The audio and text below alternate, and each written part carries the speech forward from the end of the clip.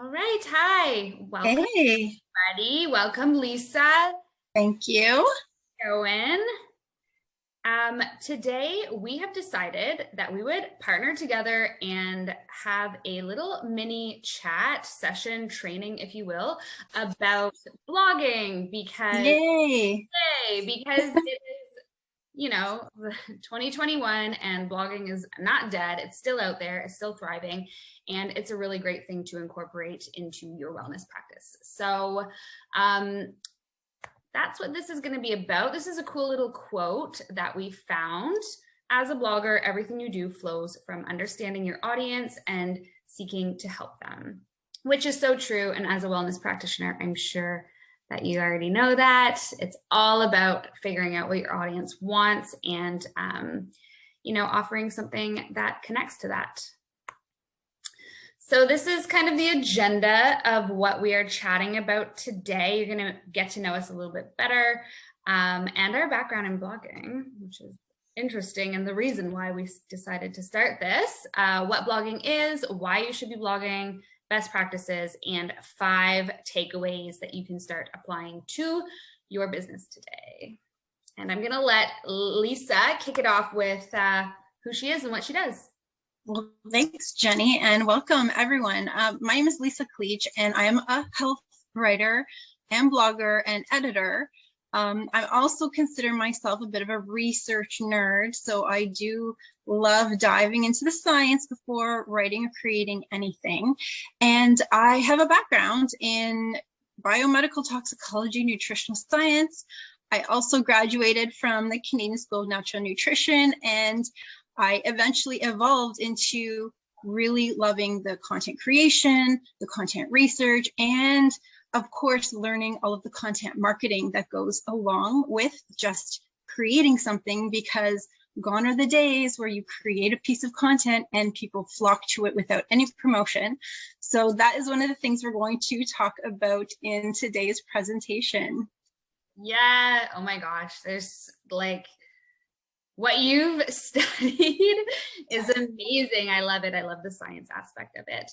And for those of you who don't know me already, I know some of you I've been in communication with, and Meal Garden community members know me as the social media manager for Meal Garden and also the marketing manager. I dabble in both worlds with Meal Garden.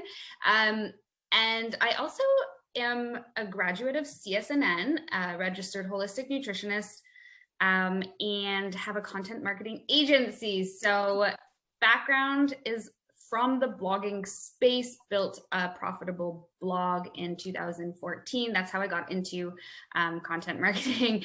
And blogging is just kind of like how it all started in my world. So it started in the recipe development, product promotion space, but also wellness blogging. So yeah, I'm excited to talk about this topic today. So you're talking about what is a blog. It's, something that is so out there everywhere.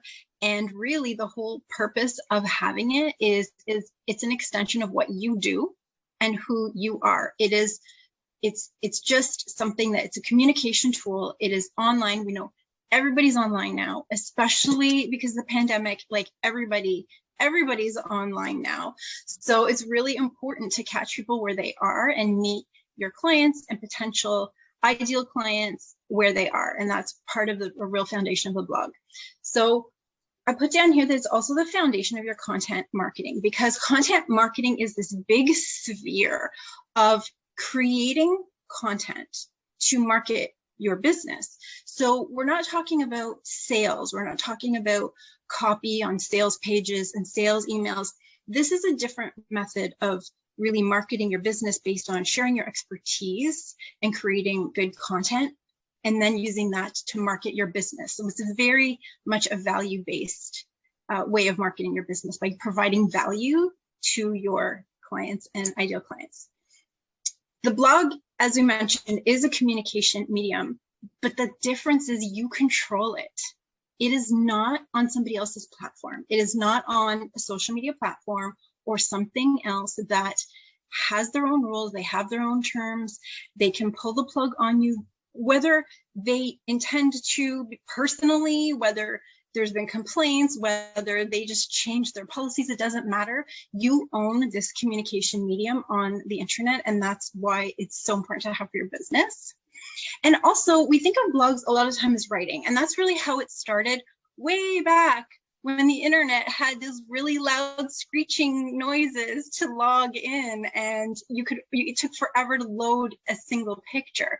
But now it could be everything. It's any kind of regular content that you're creating and sharing, whether it's videos, in a vlog or audio podcast or infographics, all of those things that you can host on your website on something that's updated regularly. So it's not like a page, it's not like a web page, like a product page or about page, something that you're updating regularly with new kind of dated information. And it's all of that put together is really what we're talking about when we talk about your blog. And again, because it's online and because you own it and because it's your content that's valuable and it's out there, you can use it as a way to attract and engage people, like literally 24/7. Like 24/7. If you do things right, people will find you from across the world everywhere. And that's really what the whole blogging benefits come from. I love that you said that you own it, and social media, you never know, especially lately. There's been a lot of, I'm a social media manager, and I still say to people and clients, like, hey, if you're only on social media, that's not a sustainable plan, because social media could disappear with the blink of an eye. It could have some drastic algorithm shift. It could have some severe change where it's just like you can't reach people anymore. Or what it's been doing lately is shifting to the pay to play model, where like you can't get ahead until you're getting ads out there and you're spending a ton of money in marketing every single month as a business, or just not showing up in people's feeds as a business. So like, this is awesome with blogging. You like, it's there, it's stuck there. Nobody's taking that away from you unless you get hacked like I did the other day. My website, nothing bad happened, and I don't have like anything crazy on my website, but yeah, it's there, it's yours. Nobody can rip that from you. So I love that. Yeah. All right. So we kind of touched on a few reasons why you should be blogging, but we'll reiterate things here. When you're online, when you're available 24/7, people can find you, you can attract new clients. And that is very much based on that first quote that Jenni shared, that knowing what your people want and knowing how you can help them is how you're going to attract the right people to your blog who are going to be your ideal clients for your practice. And again, because it's content marketing, it's very content based, it's very value based. So the amount of value you put into your free content reflects on your brand, reflects on your expertise and your, you as a person. And it's a perfect opportunity to educate and build relationships with people who would never have known about you before. They don't know you. They're looking for an answer to a problem. They're looking for a solution. They're looking for education. And that's what the blog can provide your potential clients. And by standing out, by being you and being authentic and knowing your industry and your niche really well, you stand out and you're not lost in the sea of all of the wellness people and even specifically nutrition people who are out there. I follow the Global Wellness Institute, and every 2 years they put out what the global wellness industry is worth. And do you know what the most recent numbers are? Like global wellness, we're talking nutrition, we're talking spas, we're talking wellness travel, we're talking supplements, we're talking weight loss, we're talking everything. Do you know how much it's worth? Like it's $4.5 trillion. That's crazy. It's huge and growing. So being yourself and authentic and knowing your niche and your people really well is going to really help you with your practice. And that leads us to how you use this content to grow your practice, because, oh my gosh, people are here, they're reading your stuff. And then what happens? Well, what happens is permission marketing. At that point, when you're providing people with great value with your free content, you want to incentivize them to opt into your email list or do something else. But generally, the biggest bang for your buck is going to be to offer something for free that they can opt into your email list, and that gives you permission to market to them. Another thing too is with blogging, another way of using it, and this is best when you have when you've already established a blog and you have like thousands and thousands of people coming to it regularly, is you can start using ads and affiliate marketing and sell directly to readers. So there's lots of different ways based on whatever blog strategy you decide to use or the volume you have and the people you're trying to attract. There's lots of ways to use blogging to build your nutrition practice. Mm-hmm. Yeah, I love that. We, with Naughty Nutrition, it was affiliate income, Mm-hmm. it was ads on the website, and it was product promotion. So getting brands to be represented by the content that we were writing and Mm-hmm. the recipes we were developing. And that's how we generated revenue, which is cool and unique. It's just like in a unique way. Yeah. To your dad though, and he's like, what do you do? And it's like, I write things and take photos and people pay me. And he's like, what? That doesn't make sense. But that's awesome though. That's the opportunity we have when we have a blog, right? Yeah, it's awesome. All right, so the next part of this little training is some best practices, because blogging is not always easy, but it is. You know, like there's like these two worlds of where you can learn all of the things and you can dive really into SEO and you can dive into this and that. And it can be so overwhelming to think like keywords and this, and how do I generate traffic and all of these things. Whereas really like bringing it back down to the basics, there are some best practices that are going to set you up for success when it comes to blogging. So number one is back to the audience. It's always back to the audience. What is your audience looking for? And if you can really narrow in on your niche and you can really narrow in on your main topic of discussion, I think based off of who your audience is, then you can start to build out content framework that talks about that topic in multiple formats, in multiple ways, in, you know, like for example, if you're a gut health expert, you can talk about so many different topics on gut health, and you know it like the back of your hand because you have been doing it day in and day out. You've been talking about gut health on your socials. You've been talking about gut health in your email. You've been talking, you're just talking about it all the time. So building a blog strategy around, you know, what the people who are looking for gut health information is really looking for and what they want. And just basing it off that core topic is going to be like an effortless way to create content. And then addressing the needs of the individual or the ideal client, whatever, with content that builds a relationship with them. So that can be, you know, providing actionable tips like we're doing right now with key takeaways at the end of the blog post. It could be, you know, a tidbit of information that they can actually take home with them and put into action in their day-to-day. And then it could be like going back to what Lisa's saying about an email list, you know, putting in a lead magnet opt-in form into your blog post where it says like, hey, I have some more resources, like you can download them, get on the email list and you can nurture them in that capacity as well. So building trust is a really important thing that you can do through blog content, but understanding how you're going to build trust and creating a strategy around like how you're speaking to people and the next steps that they have to take is also important. So that brings us to the next takeaway here, which is opt-ins and lead magnets. So there's one thing to be said about writing a blog post based off of personal experiences or just random stories, thoughts that pop into your head versus having like a true strategy behind your blog content. And making it authentic and unique to you is incredibly important. Bringing in your own voice, your own tone, your own style is incredibly important. But just telling a story that you want to tell because you think it's funny or whatever might not be important to your audience. So every single blog post that you write should have something that your audience takes away and brings them to the next point of contact or content in your overall strategy, and it should directly relate to their main problems.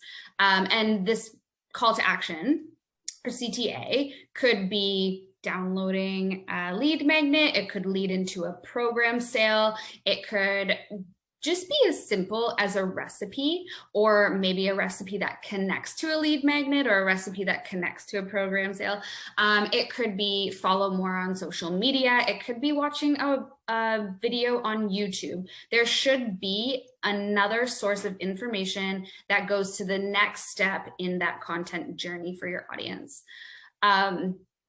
So like mentioned, it includes an opt-in lead magnet. This is the most popular call to action because building your list will also help you collect that user data, and then you can see who is really engaged. You can see if your content is valuable, if your lead magnet and the way you're capturing that information is valuable to the people who are landing on your blog. And then you can continue to nurture them through emails, whether that's monthly, bi-monthly, whatever. And then the other important part of your opt-ins or lead magnets is you can put your audience into a funnel strategy where you send them a series of emails that lead to a sale. So going back to the first point, the main objective should be to connect to your audience, but the reason why you want to connect to your audience is because eventually you want to sell them something. Unless you're just building a blog for fun, then just do whatever you want. But if it is for a strategic development for sales, to sell your programs, to sell your one-on-one trainings, to sell whatever service or digital product that you have, then your blog strategy should have some sort of sales strategy attached to it. Yeah. Sorry, I love that you brought up the calls to action on every single blog post, because I do blog reviews, and one of the most common things is people, like, I read to the bottom of the blog and then there's nothing to do. It's like, and then what? Like, somebody loved your stuff so much, they read to the very bottom. You've got to give them something else to do. So yeah, it's so important. That's a really great actionable tip. Yeah, and if it doesn't connect to, you know, a piece of opt-in information or a sale, then connect it to another blog post. Right. Like, it can be as simple as that. It can just be, or connecting it to, like, hey, I'd love to hear from you. Leave a comment of your thoughts about this topic and I'll, like, return the conversation. It could be literally anything. If you don't feel comfortable with, like, putting in something, you know, your lead magnet isn't ready, your program isn't ready, just make it simple. Which brings us to the next point, call to actions. So like we said, most common call to action is an opt-in form. If you are using an email marketing system like MailerLite or MailChimp, they will have lead forms provided in there, and there's tutorials on how to do this if you haven't done this already. But it's really, really important to, whether you could just link in, like hyperlink and put a little, like, statement at the bottom or throughout your copy, or you could actually embed that form in to make it a little bit more actionable so that they know right there, if they plug in that information, they'll instantly get something. So it's up to you and, like, how comfortable you feel, or, you know, your visual style, or, you know, your blog talking point style. But I like to put the embed form there. I think it's to each his own. So the next point is, we're asking the question, can also call readers to click an offer, read a related post, or share on social media, as I already mentioned. And then advanced strategy is A/B testing. A/B testing is when you're trying a different layout, a different way of doing things, and testing it on multiple audiences. So this will give you more information on what blog information is more actionable, it resonates more with different audiences. So it is a little bit, doing A/B testing is a little bit more time consuming, and it is a little bit more advanced. But as you start to develop your blog and as you start to build your content strategy, it becomes a little bit more intuitive and effortless, I'd say. All right, I'll move this again. She's down here this time. So this is one of my favorite topics of conversation is recycling your topics and ideas and bringing it back a little bit as to an overall niche or main topic of conversation. It makes it a lot easier when you say, take the gut health example and sit down for 15 minutes and say, okay, under the big umbrella that I have gut health, there's a million different topics of conversation. So what is my audience looking for the most? It could be IBS. So let's talk about FODMAPs. Let's talk about resistant starches. Let's talk about foods that trigger IBS. Let's talk about, it for you as a health coach, knowing your niche, knowing your audience, coming up with a list of topic points based off of one idea is effortless. It'll take you 10 minutes to create, 15 blog topic ideas. So you can take that one main idea, branch it off into smaller, more specific topics. Again, like a recipe for IBS is an example. And then the best thing about this is that now you have content pieces for not just your blog. Now you have your content strategy for your blog lined up for 2 months because you know exactly what you want to write, and you can set up the framework. You can do outlines for each blog post in 15, 20 minutes, and then slowly work to build those blog posts out in chunks of time throughout your week or your month. But also you can take that data and you can recycle it for your email. You can recycle it for your social media. You can recycle it for your Instagram stories, your TikTok videos, your reels, whatever the case may be. And you've literally, from one topic idea for your blog, you have now mapped out a month or 2 months worth of content for your entire digital presence. And that's like my favorite thing about content marketing, is because if you really sit down in the beginning and say, this is what I'm talking about, this is who my audience is, and these are the topics they want to hear about, you can create like a chunk of content in, if you set aside 1 day a week. So that's what's really awesome about blog posts specifically, because it gives you a lot of data and you can just kind of branch it out. And then alternative media, our video, audio, infographic, which you can embed in your blog content as well. You can use Canva to create infographics, and you can also recycle it on your socials, which is awesome. Yeah, the recycling on the social is one of my favorite things because, you have ideas and you have, let's say you have a great blog post. Let's say it's like 1,000 word or 2,000 word, amazing blog post. You can literally pull out all of your subtopics, and create different posts in various social media and have them all point back to that one main blog post, because you put something amazing out there. You want to get as much traffic as possible, and you want to keep promoting it, not just once, but multiple times, and bringing people back. It's so good for your brand recognition as well, to continuously provide like the same message in different ways, with different images and different headlines and slightly different angles, but just bringing it all back. I love that idea too. We have that such in common, which is like, recycle what you have, use what you have amazing stuff. Yes, exactly. I know. It's great framework for like everything, and it just really takes the stress out of doing it all and being everywhere, because it's like, well, it's done here in this one, like the blog is like the host, and here's all the information you need for literally like weeks. So So for 5 ways to apply blogging to your nutrition practice, we will give you some takeaway points so that you can get this started as effortlessly as possible. So as we were just mentioning, each blog post is your base for a ton of other content. So you're talking one amazing blog post, you have that URL, that your URL at the top of the screen, that web address, and you're going to link that out to a ton of things. You're going to share it on social multiple times. You're going to share it with your email subscribers, because that's how you're going to nurture your relationship with the people who've already opted in to your email. You want to continue to nurture that relationship with them as well. Your stories, webinars, all kinds of content. Like honestly, when you have a few great posts, you have a ton of content, and I can't even stress that enough. It's so true.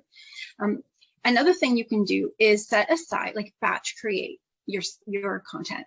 Set aside time, half a day, whatever it is, and create a bunch of core content that's specific to your niche on your primary topic. Something about how you are different. Make sure your angle is in there and your brand information and about you, and it's authentic and helps your people. That's how you stand out. And you can batch create that. You don't have to say, oh my gosh, it's Tuesday again. I have to publish something this afternoon. I got to throw it together. I mean, you can do that if that works for you, but really just setting aside some time to really get into your main core content and all of those outskirt ones, and then just schedule them all to go out, and then you don't have to worry about it. So I love doing that as well. Whenever I create one blog post, I immediately create like so many social media posts. I schedule them all to go out, even up to a year later. If this is core evergreen content, you can have social media posts sharing it 6 months later, 9 months later, 12 months later, all going back to that same blog post. And then I have my email written and just kind of get it all done. And then you don't have to worry about it. Yeah. Yeah, I love that. I even putting out blog content and then going back to it, like old blog content, and like updating it and reframing it, and then republishing it as a top published blog helps your SEO. It refreshes the content because it might be a little bit dated, and it just gives you like a new piece of content to work with too. So like adding that to, you know, what you're setting aside. If you're like, oh, I can't do 2 blog posts this month, you can do 1 and update 2. Right. Absolutely. Updating is brilliant as well. There's so many ways to use what you already have. Yeah. And the next way to apply as a practitioner, if you love the food side, the food angle, is to develop recipes. You can put out a blog post about a recipe, create a recipe. You can do a recipe roundup of some of your, like, I'm just always going back to gut health because like that's where I live. I live in the world of having a poor gut. But so for example, you're an IBS expert. You can go out into the world of Google where there are a ton of blogs on IBS recipes and round them up and just hyperlink into your blog. You can ask the creator for permission for their photos, or just like find a free photo on Pexels or Unsplash, and do a recipe roundup. Like that is such an effortless blog post to do. And then you can connect those recipes back to like your niche or whatever. The one thing I would recommend if you are developing a blog and you want it to be successful down the road with Google is I would connect it back to your main topic of conversation, your niche, or like whatever you're an expert in. So keeping it specific to gut health, or keeping it specific to whatever expertise you represent. So the other thing is when developing blog posts, lists actionable information. So 5 ways to do this, 10 ways to do that, 10 tips for whatever. It really helps the user. It helps the user understand what they're getting, but also scanning, like we just scan everything these days. I don't think that there are, Leesa probably is one of the types of people that actually sits down and like fully digests everything, but the majority of us don't read that much anymore. So your job as a health coach or an expert is to go and read all the information and then reformat it into a like really easy to digest way of explaining things. So, and people just kind of scan over. So keeping the headlines big, actionable, you know, 1, 2, 3, 4, 5, you have your headers, and the paragraphs short and sweet and simple and really filled with value. And then with actionable information, that just means that we're going back to the call to actions. We're going back to a key takeaway. We're going back to like, here's what you can do next style of information. So making sure that it's not just like regurgitated, like a ton of paragraphs in one blog content, one blog format, like you have those breakdowns. And then the last one is to find ways that you can offer your incentive or lead magnet into your blog post, which we talked about I think, a few times, and I think that that was probably our primary focus of this conversation, is to ensure that you're collecting that user data and you're collecting your audience's information so that you can nurture and you can build your community and start talking about your services and your programs and all of the amazing things that you have to offer. So yeah, emails are so important. Yeah. And blogs is just like, I find blog to be the number one way to capture those leads outside of maybe social media, depending on how big your audience is, and a pop-up on your main page. But like, it's out there, and it's probably one of the number one reasons to start writing blog content like today. Yeah, for sure. Yeah, that is everything. I hope that you guys enjoyed it and learned a lot. And Leesa, why don't you let everybody know how they can reach you? Right. So you can reach me at actually myname.com. So leesaklich.com, Leesa, and it's KLICH.com. And you'll see on my very front of my header is a giant way to build lists and to sign up to download something. So if you want to see an example of a really simple header, the only thing is like one picture with here's what you can get if you give me your email address right now, is right there, and you can see how easy it is. And when you get traffic to your website, I totally agree with you, Jenni. Getting people to see your valuable blogs really helps to build your email list. And email marketing is still surprisingly effective, more so than so many other ways of selling products online. So the money's in the list is like still a thing in 2021. It really is, but it's changed. It's changed, but that's a different training. That's a different conversation because it can be confusing as well. But yeah, that's awesome. And if you have any questions in regards to like how Meal Garden can help and provide blogging resources, then you can reach me through the Meal Garden social media. Just DM me or go to the professional Meal Garden group and ask questions because I'm there as well. Or you can just check out socialwellnessco.com. And I think that's a wrap.